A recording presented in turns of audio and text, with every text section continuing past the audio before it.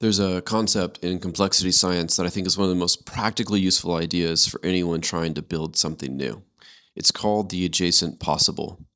The theoretical biologist Stuart Kaufman introduced it to describe the set of configurations that are immediately reachable from any current state in a complex system. So you can't jump to a configuration that's 10 transformations away. You can only move to one that's one step from where you currently are. But each step you take opens new possibilities that were not reachable before. The space of the possible expands through the act of exploration. We couldn't go from Alexander Graham Bell to the iPhone, right?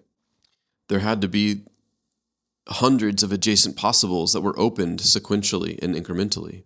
And this applies to personal development as well. It applies to organizations, and it also applies to civilizational change, which means that experiments matter enormously, not because every experiment will succeed, most of them won't, but because you cannot know in advance which experiment is going to open the next door, right? The one that might look the least significant at inception might be the one that makes the next transformation possible.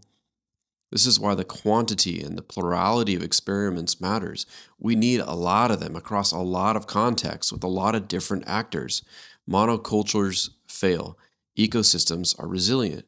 The diversity of approaches is not inefficiency, it's how the system's immune response works.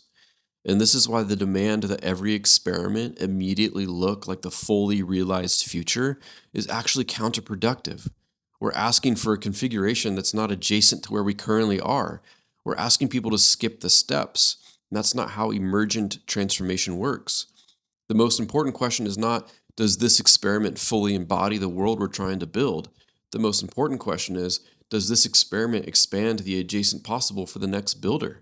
If yes, it's worth doing, even if it's imperfect, even if it's partial, even if it's not yet what we ultimately want. It's not a concession, it's a necessary step in systemic change.